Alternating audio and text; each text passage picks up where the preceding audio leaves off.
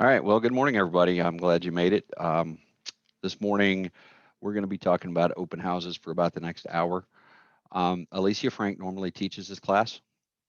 She had something come up this morning, so I'm covering for her. So if you were on our call last night, we talked about binging Barry. Well, congratulations, you get to binge Barry again this morning. I'm going to cover, and we're just going to talk through open house processes and how to do them. The way this works, I'm going to bring some slides up. I'm going to talk through the slides. I'm going to give you some little pro tips, some things I've learned from experience. And this is an open discussion. If you have questions, stop, ask the question. I really want you to know this because this is a fantastic opportunity to get some buyers, whether it's your house, whether you're covering for somebody else, no matter what. So let's get started.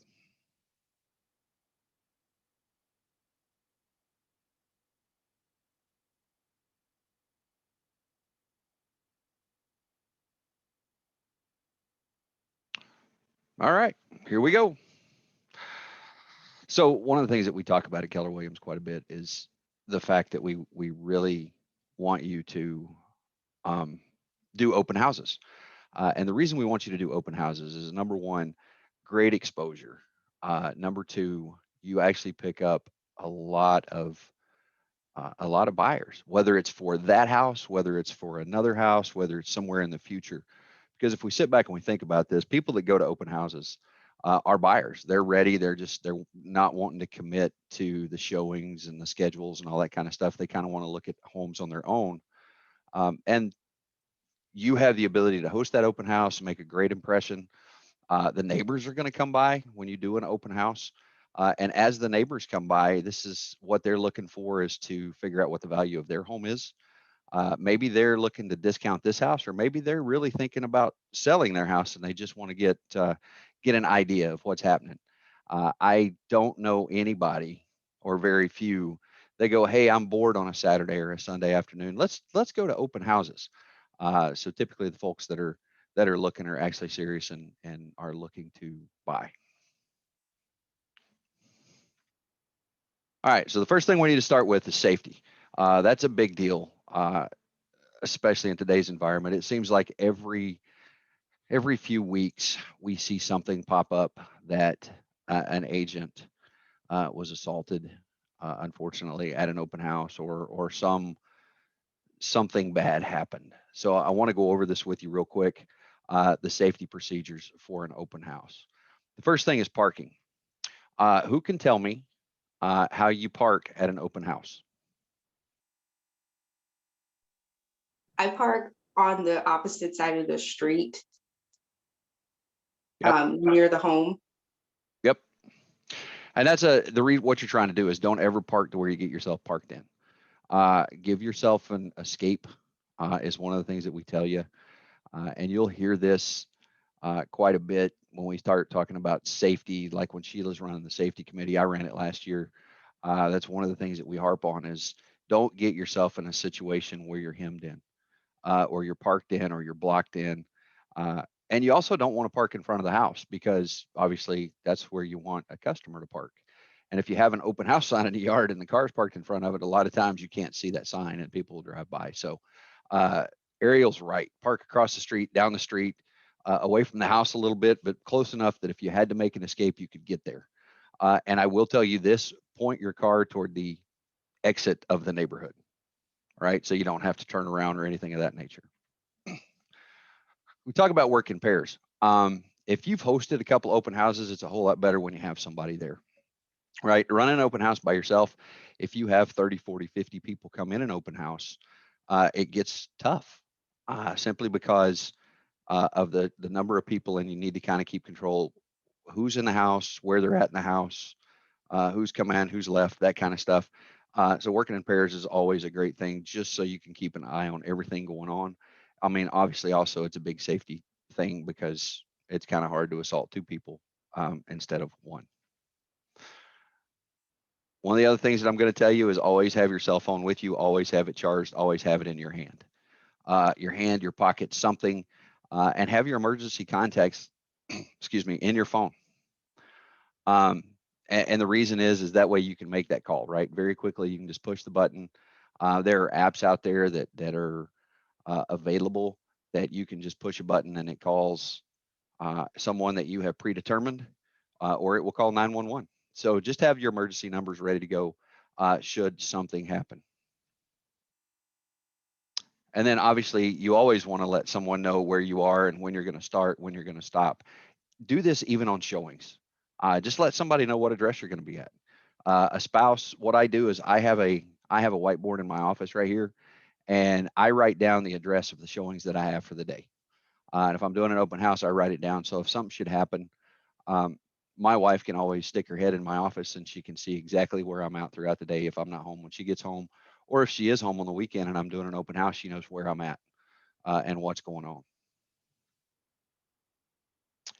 One of the other things we'll tell you is get to the open house early, walk through, know where everything is, know where the doors are, make sure the doors are unlocked um, so that you can get out, um, and know the property inside out. After the open house, you need to do a walkthrough. And what I typically do, this question has come up before, I start at the farthest out and I work my way back toward the middle where the front door is. So check the basement, walk around, make sure that everybody's out of the basement after the open house is finished. Go up upstairs if there is an upstairs. Walk through the bedrooms, look in the closets, look in the bathroom, look in the bathtub. Make sure that everybody's out, and then work your way down, and then you're going to exit out the front door. At the same time, make sure all the windows are locked. Make sure all the doors are locked as you work your way down. Why is this important? Have everybody sign in. Who can tell me why would you want to have everybody that walks in, regardless of who they are, sign into your open house? Accountability. Yeah, yeah. I want to know who's coming in, and I use this now because of COVID. I tell them it's contract tracing. Should somebody show up and have been tested positive for COVID, I need to know everybody that was in there in case you were in contact with them, so I can let you know. Really, what you want to know is you want to know the name, phone number, and email address of everybody that comes in because, well, you're going to market to them. That's part of your network. That's part of your sphere of influence. So there's actually a couple reasons for that. All right. Even when you are doing a showing, and we don't actually have a class on showing a property. This is something that we talk to you about here and there in multiple classes. Never walk in front of a visitor. When they're walking through the house, number one, in an open house, I don't show them the house. I find a central location. I kind of hang out. I let them go see it through their eyes. And we'll talk about that a little bit later in this class, but I typically just let them go look on their own. I'm in a central location. They can come back to me with questions. But if you're showing a house, never walk in front. Ladies with long hair, you know that really turns into kind of a whip, right? I mean, it can be grabbed and pulled, and you can be pulled down. Um, and walking in front of somebody can very quickly escalate to a very dangerous situation if you're not careful. When you have an open house, make sure you get there early. Make sure you turn all the lights on. Have everything set up. You know, every light in the house should be on during an open house. The worst thing in the world is for someone to walk in a house and all the lights be out and them have to go in the bedroom and turn the lights on. During COVID, obviously, that's a big deal because people don't want to touch anything. Number two, you just want it to be a good experience. But for safety reasons, that's what we're focused on right now on this slide is the safety. So make sure the lights are on, make sure it's a safe environment for anybody that walks in.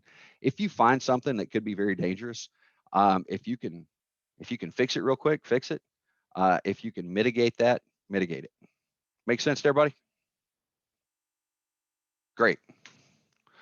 All right. One of the things that we do tell you, and I've got one, Alicia's got one, everybody I know that does open houses on a regular basis has a kit.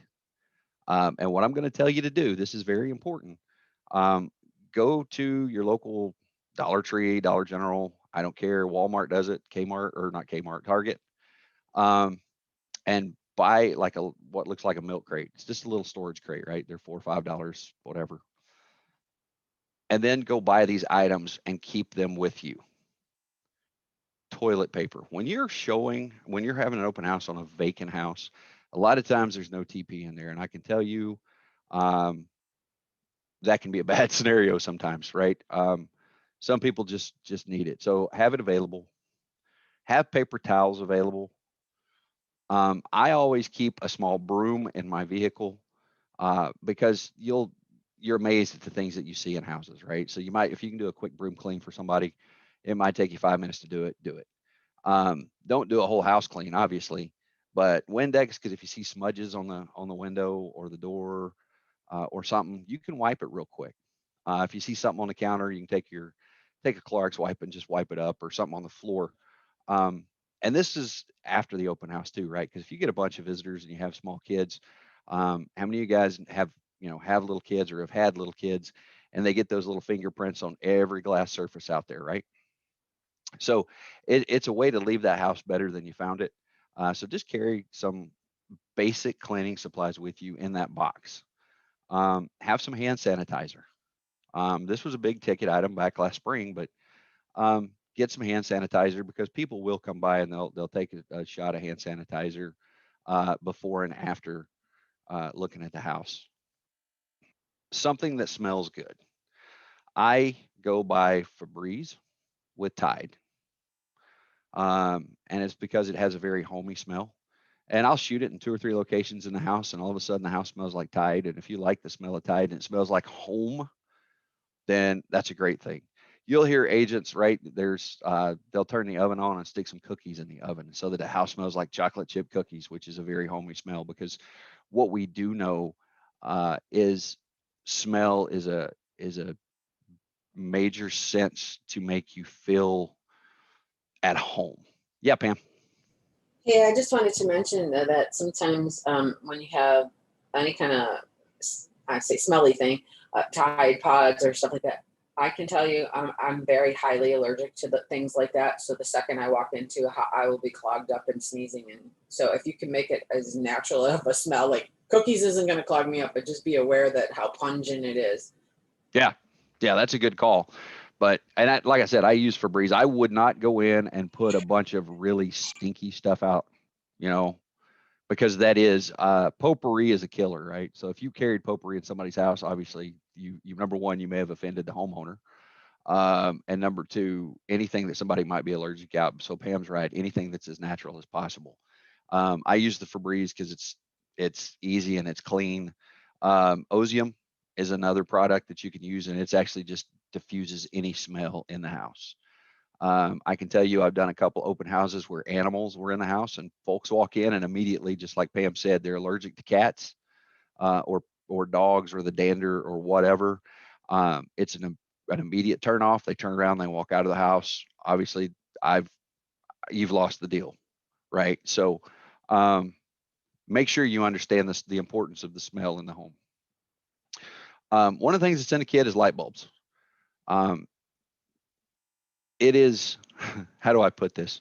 When you walk into a vacant home and half the lights are out, it does not make for a good experience for you or those coming to look at the house.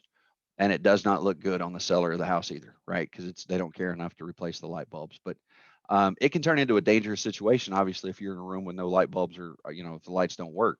And the other is it looks better, right? It looks better if the lights are on. So you may have to swap out a couple of light bulbs here and there. Just know that. Um, Flyers.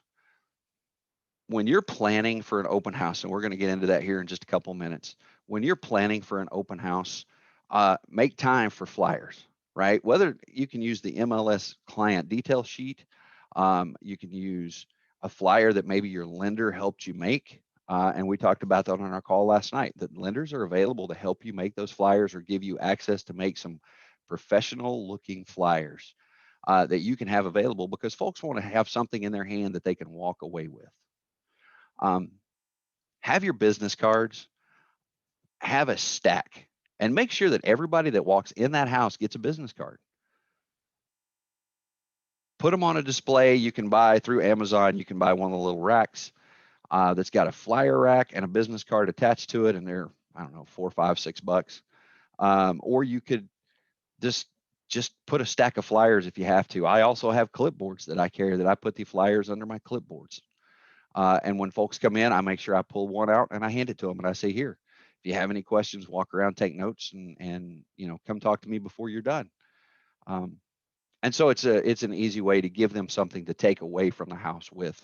And then the last thing is have some pins.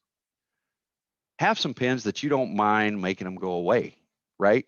I have some branded pins that I went and made. They were like 25 cents a piece. Um, and I bought a bunch of them. And so if folks walk away with my pin, you know what? They got my pin with my name and my number on it, so they can give me a call. And they have my business card that has my website and my email address on it. So there's just make sure that they have something to walk away with, and put all that stuff in your kit. And then there's some other things that obviously you're gonna grow, and it's gonna become your kit, and you're gonna make it your own. Like I carry some candy in mine, right? I have a small bag of candy. I have a first aid kit in mine. This is something that's not in this one. I actually carry a small first aid kit in my kit, and that's because I have been to open houses where a kid's playing and they fall down and they scrape their knee or something, and so you're able just to go, hey, you know what? Here, let me pull this out and put a band-aid on it. I carry empty Walmart bags because a lot of times you go into a vacant house, there's no trash can, and folks might have something that they need to dispose of. So if you have just like an empty Walmart bag or two, you can turn it into a trash bag in a hurry. Just little things to make your life easier. And I'm going to tell you, your first open house will not look like your 10th open house, and your 10th open house will not look like your 100th, because you're going to make these open houses fit your personality, and you're going to figure out the way to do them. No two agents ever do them alike. We're just giving you the basics here to get you started. And then you're going to morph these things to where they fit your personality and they become you, because it's your event, right? You're the host, and you get to make it a great experience if you choose to. Any questions so far? All right. What about candles? I would not light a candle in somebody's house. Okay. I would not, for multiple reasons. Number one, candles sometimes can be overpowering. And it's that whole smell reflex thing that Pam was talking about, and we talked about as well. Not a big fan of them. I would much rather put the cookies in the oven and have it smell like chocolate chip cookies than to have, a candle burning on a table. It's a good question, though. All right. And then the last thing you can see right here for COVID protocol, have some extra hand sanitizer. You can go buy those little bottles. They're like 2-ounce bottles, and you can hand those out. And folks love to take, they love little giveaways. So if you do have little bottles of hand sanitizer, take it and let them take it with them. This Lysol, I don't carry it with me. I'll just be honest with me, but just make something you want to consider, just because it does kill germs. And if, just make it available. And then, like I said, the Clorox wipes, like with the cleaning supplies, I always carry a can of Clorox wipes with me, because I never know what I'm going to have to wipe down, whether it's a door handle. And I try to do that when I go in the house for an open house, and then I try to do it after the open house, because there's no telling what somebody touched that door with. So I try to wipe down the door handles before the open house, and after the open house, just take a Clorox wipe and wipe them down real quick, make sure they're clean, and there's nothing sticky on them for whatever reason. All right, so let's talk about the open house. There are 7 levels to an open house. And a level 1 is going to be a Sunday, you stick a sign in the yard.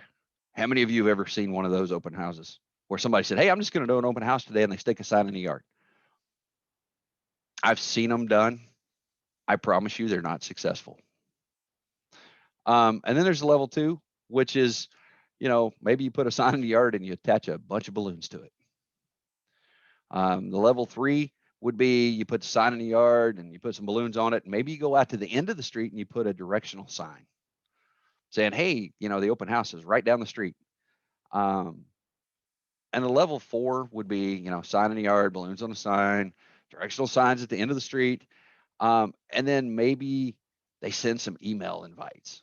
And maybe they posted it on a couple of websites. This is the minimum minimum that we talk to agents about is the level 4. And what that is you've posted it in the MLS and it's propagated out to 800 sites that there's an open house Saturday at 123 Main Street. And you go in on Friday and you put some signs in the yard and you put some directional signs out, and then you show up and have your open house. That's a level 4 open house. You might be successful, you might not be successful. It's 5, 6, and 7 that are going to make you successful doing open houses. All these take some work. All these open houses take a little bit of work. And we're going to go into the planning timeline here in the next slide, but I want you to understand this. A level 5 is to go out and invite the neighbors. Do all the things, right? Sign in the yard, directional signs, put some riders up, put some balloons up, post it on those websites, and then go invite the neighbors. Now, how do you do that? Who can tell me the best way to go invite the neighbors? Door knocking? In a non-COVID environment, door knocking is fantastic. Oh, yeah. But even in a COVID environment, you'll still see people do it. If you're not scared to go out and knock on a door, if you were going to door knock, when would you want to do that?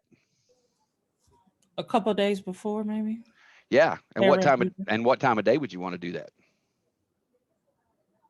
I would say after people get off work. Yeah, you're going to want to do it in the evenings. So you're going to want to do it a couple of days prior in the evenings and just walk around the neighborhood, right? Knock on the door and say, hey, I just want to let you know that there's going to be an open house at 123 Main Street on Saturday, 1 to 3. There's going to be some extra traffic in the neighborhood, but I wanted to let you know it's me. We are hosting it. Here's my business card. If there's anything that comes up, you just be sure to give me a call. And hey, if you really want, I would love for you and to show up, and I would love for you to bring a friend. I can't wait to talk to you again on Saturday. And most people are very receptive to that. They appreciate the fact that you came to them ahead of time and you talked to them and you invited them and you let them know what was going on in the neighborhood, because we use the term nosy neighbor for a reason, right? We want the neighbors to know that we're having an open house, and we want them to help choose their neighbor, because then they're into the process with us. They're part of our open house. And a level 6 open house would be all those things about inviting the neighbors, door knocking. But get on the phone and start calling people. There are apps out there. Remind will do it. If you put an address in and you can actually draw a geographic boundary around it, it'll tell you all the houses. And then you can look inside Remind, and Remind will actually tell you the phone numbers if they're on public record. Pick up the phone and call them. Call the neighbors. Say, hey, just wanted to let you know I'm having an open house.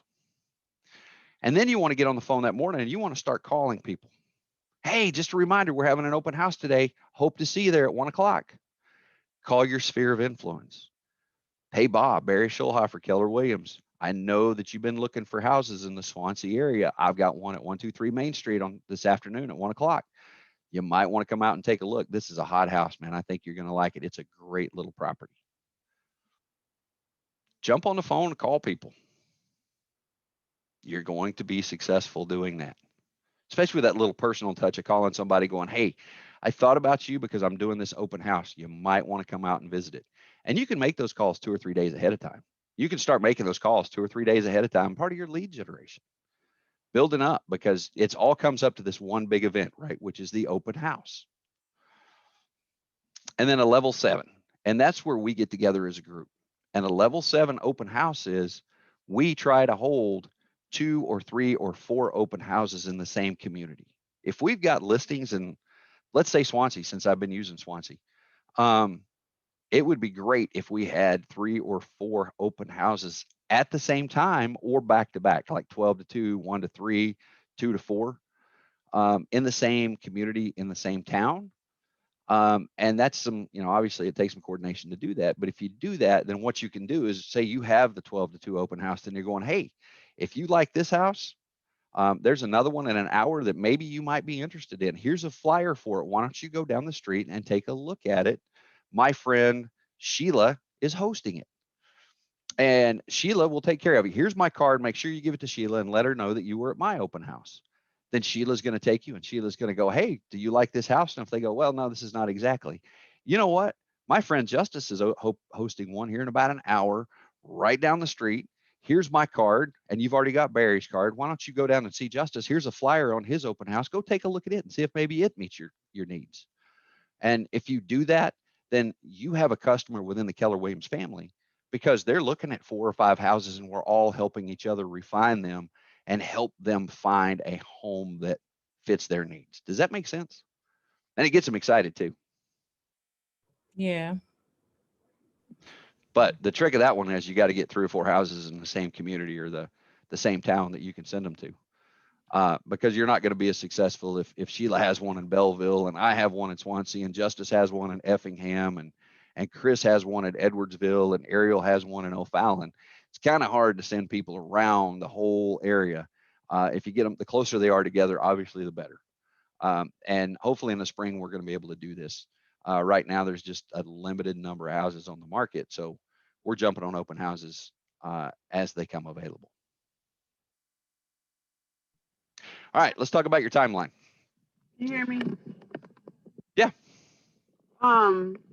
Because of my work schedule, I'm a second shifter. Is 11 to 1 a good open house time? Because I hardly ever see that. It is, but it depends on the day. Okay. I've seen several 11 to 1s. What I like to do in the springtime is if I find a community that's having like a yard sale, like the community yard sale, and I'm going to be doing an open house somewhere remotely close to that open house, I'll have it from 11 to 1 or 10 to 12 because I want to catch some of that yard sale traffic. So yeah, that's a great question. Timing's important, and that's one of the things you got to think about when you are planning an open house. 11 to 1's not bad. My favorite is on Sunday from 1 to 3, and who can tell me why that's important?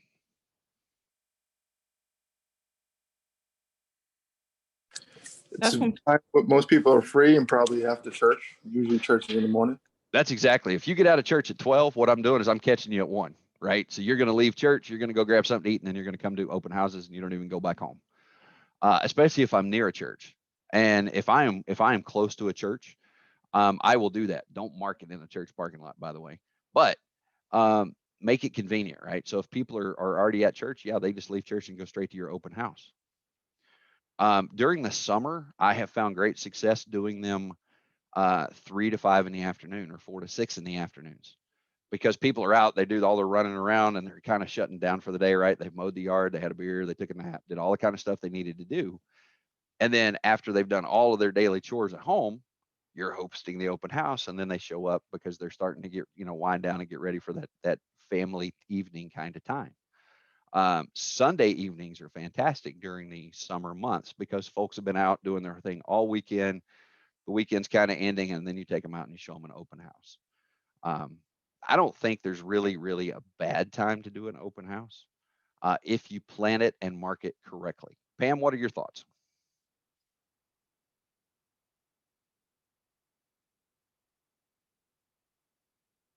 Pam must be busy doing something else right now. Okay.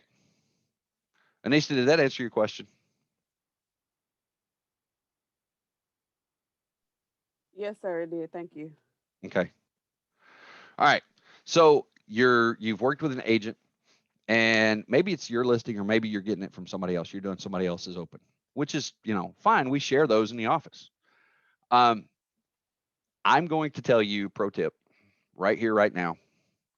Do not take an open house on like a Thursday or a Friday. If somebody calls and says, "Hey, I need you to do an open house for me tomorrow," don't do it, because you don't have time to market it.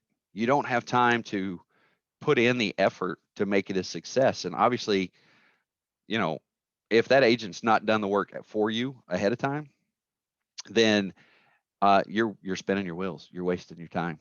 You really are. You might have one person come through. But what I would do is early in the week, the earlier, the better. And if you can get an open house today for like next weekend, that's even better, because that gives you time. That gives you a week and a half to get ready for it. And your marketing can be over the top.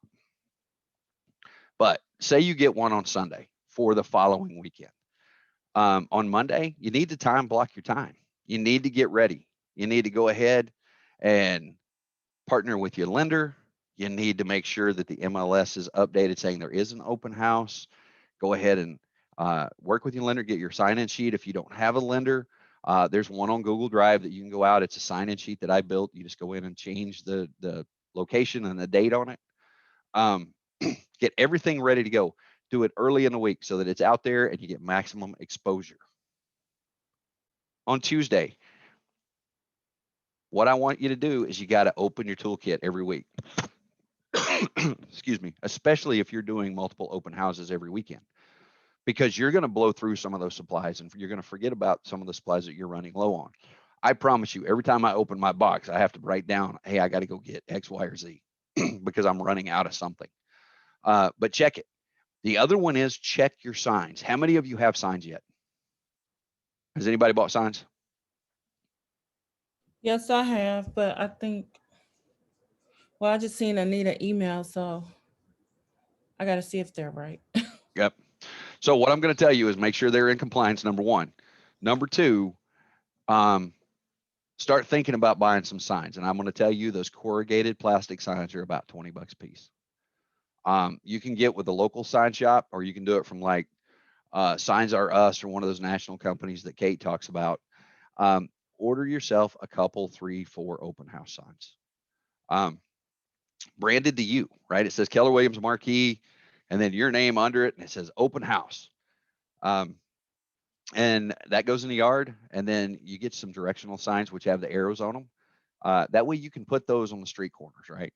And what you want to do is, as you're thinking about this, one of the things that I do on Monday, or as soon as I get an open house, is I actually pull up an aerial map and I look at where the property is located, and I go, okay, say 157, right? Everybody knows where 157 is. 157, where's it at? In relation to 157, and then I plan out where I'm going to put my signs. And as I drive, another thing I do early is I drive into the neighborhood because I want to know how much traffic are those main thoroughfares around it getting. Because if this thing's sitting out and nobody's going to be able to find, then I may have to go borrow signs from somebody. And is it okay to do that? Absolutely, it is. Or I may have to quickly go order some more signs, and I've had to do that before. And a lot of these local sign shops can get them done in a couple of days for you. But earlier the better. So make sure that you go out and make sure that you have the signs that you need. Make sure you have the right number of signs, and make sure that people are going to be able to get from that main thoroughfare to the house. And that may mean driving the neighborhood to figure out how many signs you're going to need on street corners. And then what I do is I go in on Tuesday and I start my social media campaigns. If you are partnered with a lender, that lender has access to websites that you can go build a really cool website, and they're probably pre-built for you. What those do is you can have an open house website, and it'll say open house 123 Main Street, Saturday 1 to 3. Here's pictures of the house because it comes right off the MLS. Here's the description of the house, and then when that's built, you just share that on social media. You share it right on your business page. You go ahead and boost it. I'll tell you guys right now, every open house I do, because of my profit and loss statements, I budget 40 bucks for every open house that I do. So if you're looking at where your dollars are going, I invest $40 for each open house that I do. And on my own listings, some of the bigger listings, what I do is I will budget a little bit more. But if I'm doing one for Pam, if I'm doing one of her open houses, I will budget 40 bucks because that's going to be my social media, my flyers, my print media, my snacks, my water, all that kind of stuff that I need. So that way you know what your return on investment is. All right. So Wednesday, if you've partnered with a lender, that lender's probably going to have that stuff ready for you to pick up on Wednesday. If you've had to order it, you'll probably be able to pick it up on Wednesday. On Wednesdays, when you start making those phone calls and you start calling the neighbors and you say, hey, Saturday, 123 Main Street, we're going to be busy. Hope to see you. Bring a friend. That gives them time, if you call them on Wednesday, to go talk to their friends on Thursday to remind them that the open house is Saturday so that they can make plans, talk to their spouse, come back and confirm on Friday. Okay. If you're going to do a walkthrough, a lot of times the photographers are going to do that for you ahead of time. But if you're going to do a virtual walkthrough, Wednesday's the day to do it. Take your time, Go walk through the house. Hey, I'd like to welcome you to an open house, or I'm having an open house Saturday. It's another touch, right? Because some people are trying to decide, do I want to go? Do I not want to go? If you're standing out in front of the house and you're filming a walkthrough and you pop in, if the sellers are, if it's an occupied home and the sellers tell you it's okay, do it. Go in. Hey, standing inside the kitchen of this great house. Like to invite you to come see me on Saturday, 1 to 3, 123 Main Street. Do that kind of touch. Get it out on social media. Get it out. The MLS should already be loaded, right? So it's going out to 800 websites. You're doing a big social media. Boost those things. And that way you're going to get some leads coming in via your social media. You're going to get some phone calls. If you're calling the neighbors are going to be bringing people. People are going to call you wanting to know information on the house that maybe they haven't heard about. So it really works well as a lead gen opportunity for you to do open houses. And then on Thursday, like Sheila and I talked about earlier, when I talked about how you let the neighbors know what's going on and that extra touch that you've done, go door knock. Take a flyer, because you picked your flyers up on Wednesday. Take a flyer, knock on the neighbor's door, remind them that you're having the open house. Let 20, 30, 40, 50 of the neighbors know. Block out 1 to 3 hours and just walk through the neighborhood saying hi to people. Let everybody know what's going on. And then on Friday, put your open house signs out. Now, I'm going to warn you, check with municipality before you put the signs out. Some municipalities do not allow them until the open house. Just so you know. I will give you an example. O'Fallon says that you can put them up after noon on Friday, but they need to be out of the ground back in your vehicle by noon on Monday. Collinsville, I think, has a rule that you can't put open house signs up. So just know the municipalities, and you're going to need to call and ask. And that's going to get you some mileage with the city too, if you call and ask and actually comply. Otherwise, city code enforcement has no problem pulling your signs, and they get taken to a dumpster at City Hall, and you get to go ask for permission to go get them out. Sometimes there's a fine or a fee to go get them out. Sometimes they just berate you for a little bit, and then they let you take it out. Remember I talked about early driving through the neighborhood, and if you get the opportunity to go do a virtual, if you haven't had a chance to do any of that, at the latest on Friday, go visit that property. Go visit the property. Do a walkthrough. Pretend you're showing it to somebody. Have the MLS sheet with you. Look at all those little details, because I promise you, and I think Ariel learned that this weekend, people are going to ask you a million questions about the property. Sometimes they just don't know. Sometimes they're doing it just to see how much you know about the property. Walk through the property, know it like it's your own home. Spend some time in there. Schedule a showing and showing time. Spend 30 minutes, 45 minutes in the house, walking through the house, figuring out where you're going to put your, and I'm going to tell you the big one. Figure out where you're going to put your sign-in sheet, that it makes sense. Figure out where you're going to stand that you can see the most area. If you can see the front door, right? You want to be somewhere where you can see the front door when people are coming in. You're going to be able to see down the hallways. You're going to be able to see everything around you. So pick a spot. If that means that you need to take a table, then take a table, because vacant houses, a lot of times you don't have anything, right? So know at that point if there's anything last minute that you're going to need. And then you want to pack your vehicle, right? As soon as you get home, go ahead and pack your vehicle. Put everything you need in there. So if you're rushing around on Saturday to get ready for this open house, Saturday or Sunday, everything's packed, everything's ready, and away you go.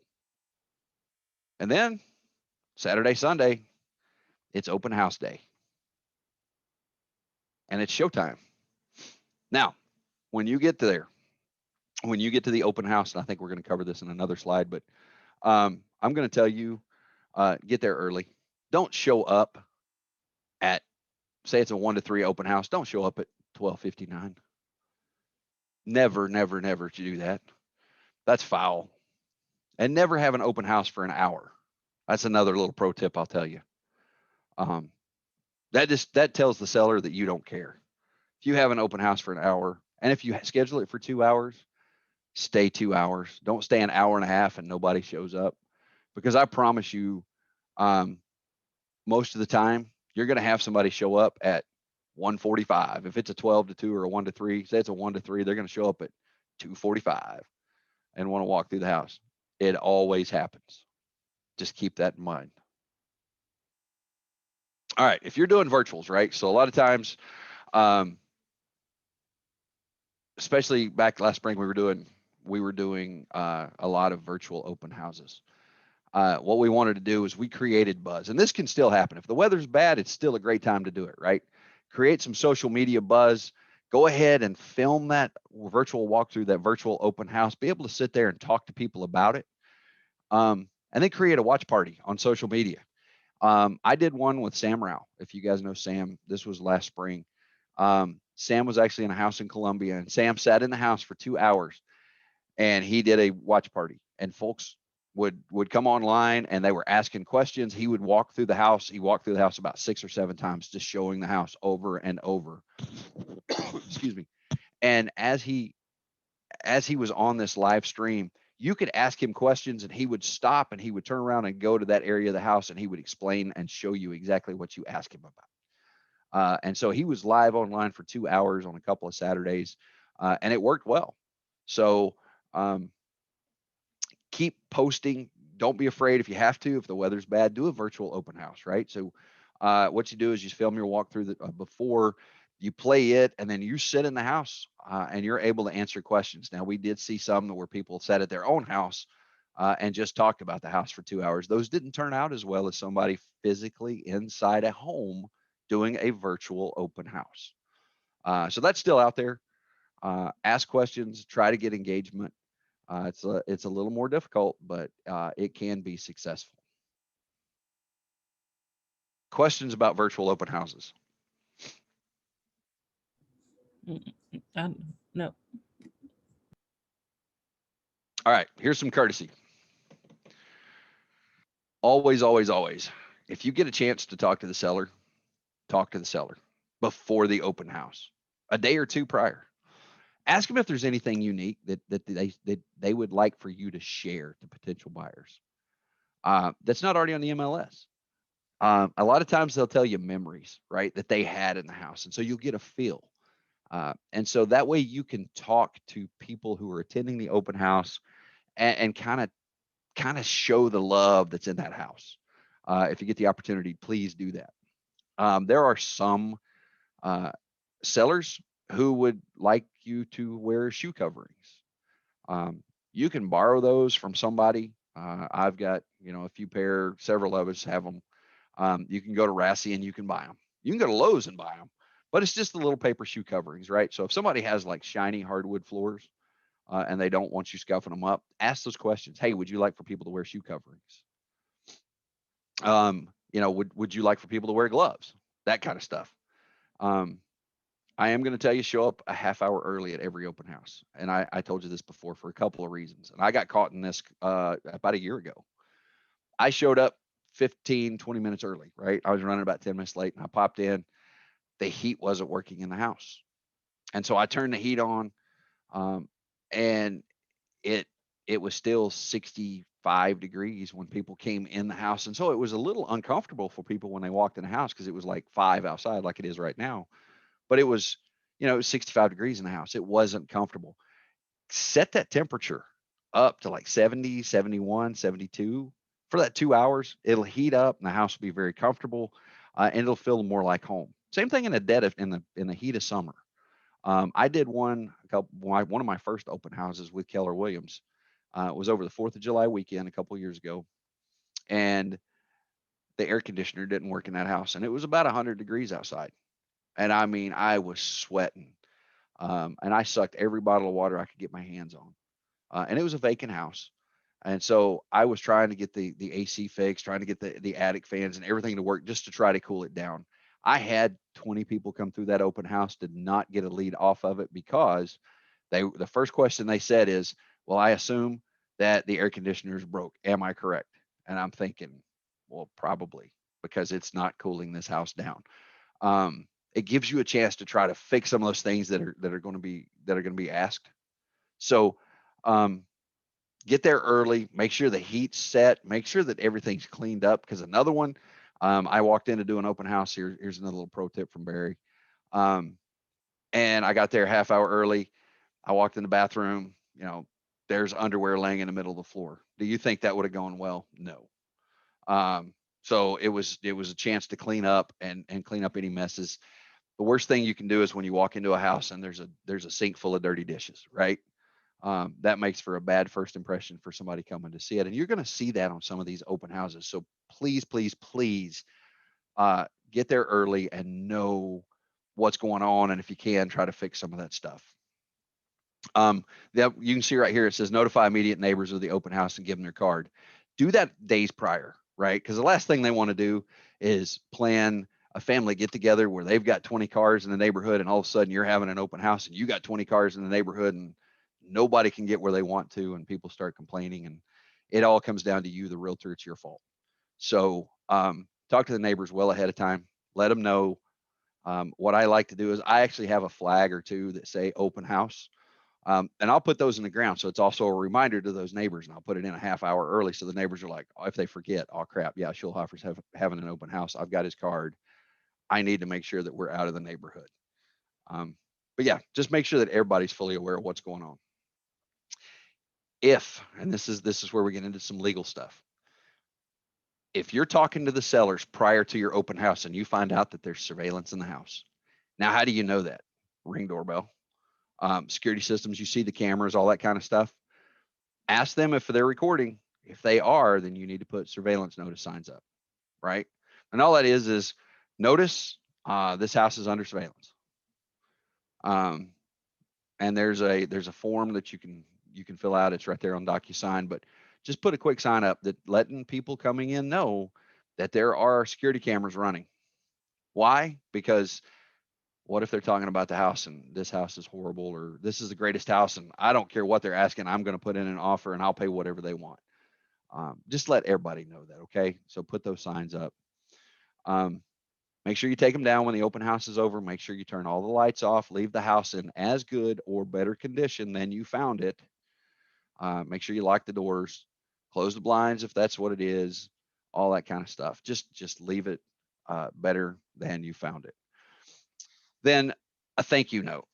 Look, I went and I bought a bunch of these and Pam's got a bunch of them too. And it's just a blank little thank you card. I carry these with me.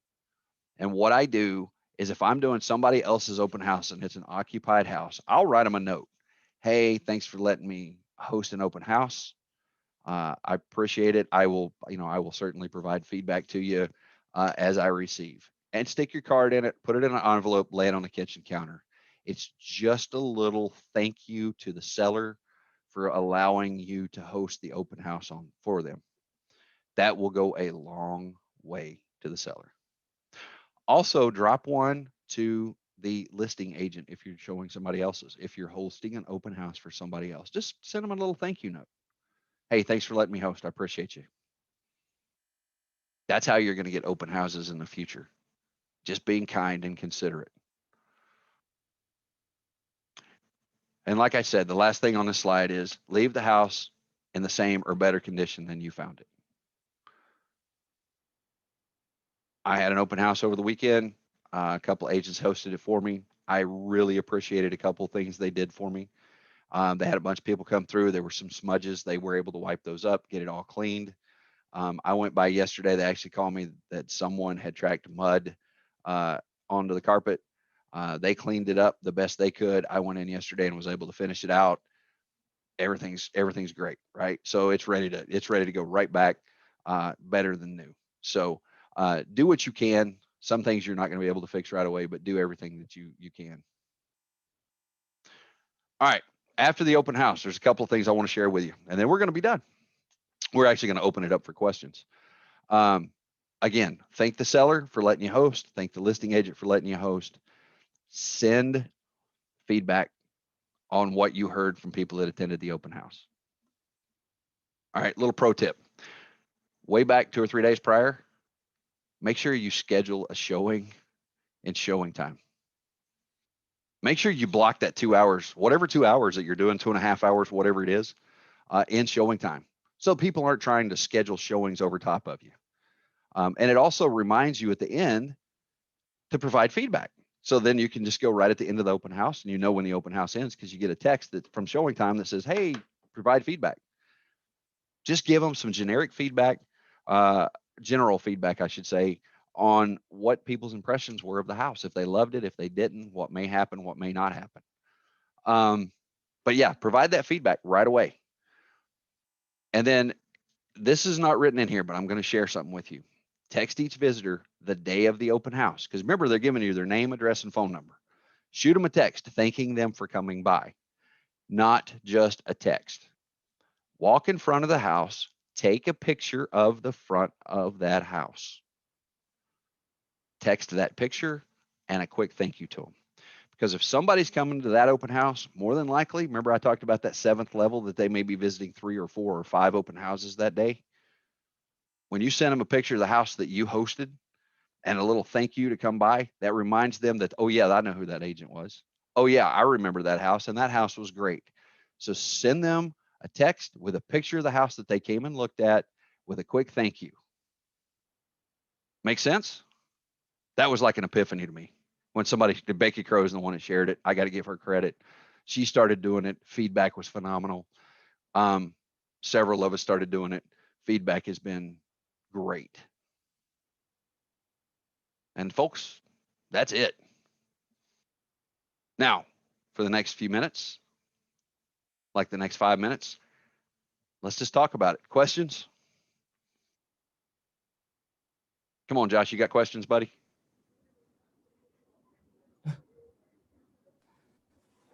No, not really. I've seen this one before already. I know. This one was better than the last one too, wasn't it? It better be. Oh yeah. Yeah, there we go, buddy. No, anybody got any questions? Yeah, so like my house in Oakville, it's like really, it needs a lot of work. Would I still do an open house? Like it doesn't have the heat on, it doesn't have I wouldn't do it right now. no. Because if it doesn't have heat, because it doesn't have power either, does it, Sheila? No. Yeah, that one would be tough to do. I'll just be honest with you, because it would be cold, right? Yeah. That may not be a target for a good open house. Okay. Okay. Yeah, I thought so because it's and then when I first got it, it had like a wasp nest in, and I was like, I'm not gonna sit Yeah. get stung by a bee. Right. And those are little things that you just kind of fill it out. Anybody else? So your house in Oakville, would you say that's more of like a property investing location?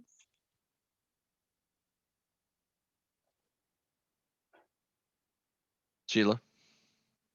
What'd you say? I'm sorry. Can you hear me? Yes, I can hear you.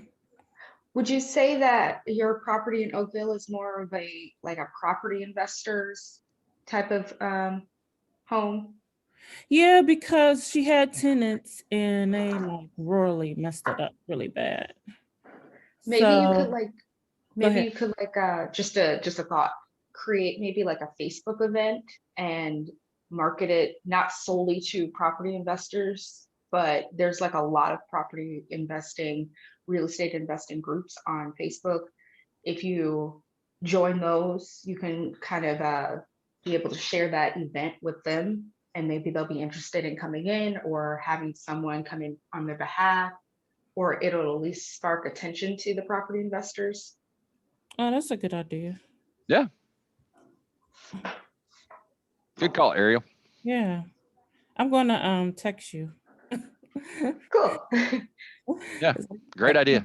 I can't remember fully what you said, but I'm gonna That's text. okay. Okay. Yeah. Great idea. All right. Anybody else? I have a quick question. It's more so about the Yeah. presentation. Is it are you able to email us? Because those are good points, and I was able to screenshot most of what you had in there. But are you okay with sharing the presentation? Yeah. Actually, the presentation's on Google Drive already. Okay. Yep. Yeah. It's not. It's out a little bit, but it's yeah. Thank It's you. in there.